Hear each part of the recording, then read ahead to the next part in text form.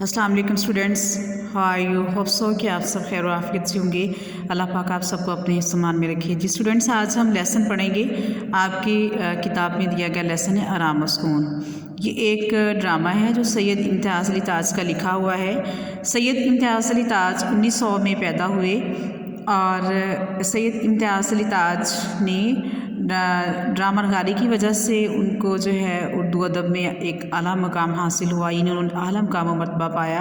उनकी तहरीरों में सादगी और बेदकल्फ़ी पाई जाती है। आप जब ये उनका लिखा हुआ ड्रामा पढ़ेंगे तो यह आपको पढ़ने के साथ आपको पता चलेगा कि इसमें बहुत आसान अल्फाज के इस्तेमाल किया गया है, सादगी पाई गई है और बहुत आहिस्ता यानी कि छोटे छोटे अल्फाज में जो है थोड़ा सा उसमें आपको हंसी मज़ाक भी मिलेगा।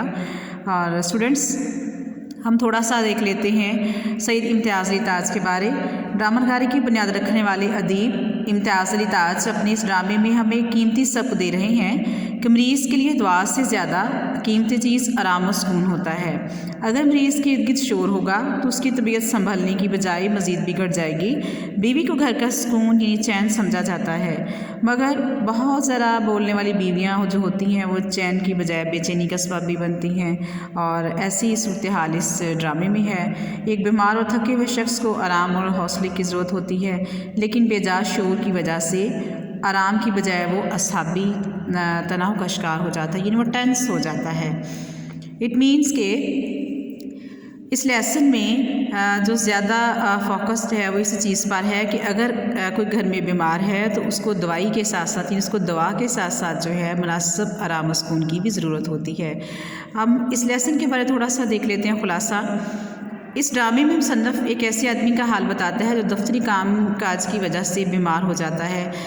डॉक्टर के कहने के मुताबिक इस शख्स के लिए आराम और सुकून बेहतर है, मगर घर में बीवी बच्चों के शोर की वजह से वो दोबारा ऑफिस जाने के लिए तैयार हो जाता है। बीवी जब डॉक्टर को शोहर के मुआयने के लिए बुलाती है तो डॉक्टर ज़्यादा काम को बुखार की वजह बताकर दवा की बजाय जो है वो आराम का मशवरा देता है और खाने की चीज़ें लिख देता है। जब डॉक्टर आराम की ताकीद करके चला जाता है तो बीवी अपने खामन को आराम और सुकून की बजाय जो है वो दौड़ धूप करने लगती है।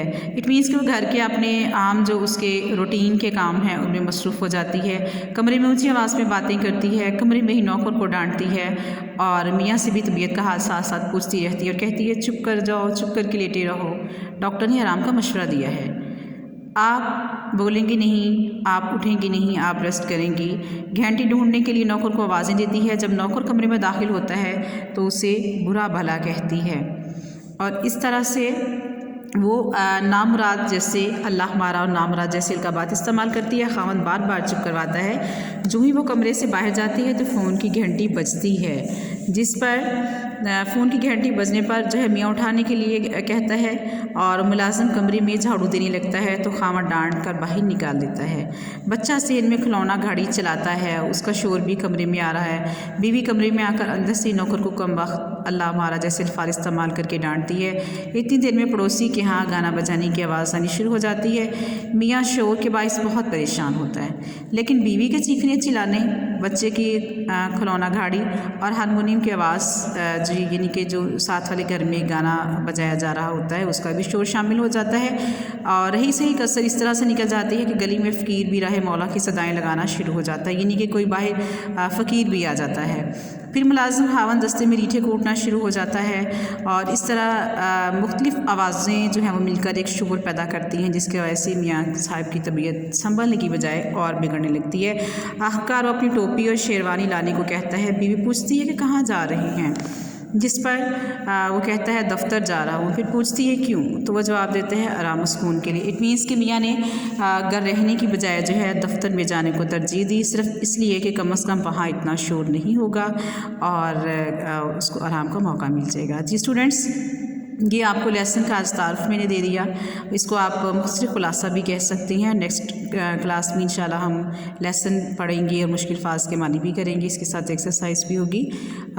If you have any problem you can discuss me, note कर लीजिएगा। और आपने ये लेसन जो है इसका तारुफ़ के साथ दीन के खुलासा आपने याद करना है शॉर्ट अल्फाज में। स्टूडेंट्स, अगर आपको बुक में मुश्किल लगता है तो इसके लिए बेहतरीन हल ये है कि अगर जब आप एक बार लेसन रीड आउट कर लेते हैं तो करने के बाद आप उसको अपने अल्फाज में लिख लीजिए, या आप उसको अपने अल्फाज में भी बयान कर सकते हैं, ठीक है। और मुश्किल नहीं है, आपने जस्ट लेसन की एक शॉर्ट सी समरी देनी होती है। इट्स ओके, टेक केयर, अल्लाह हाफिज़।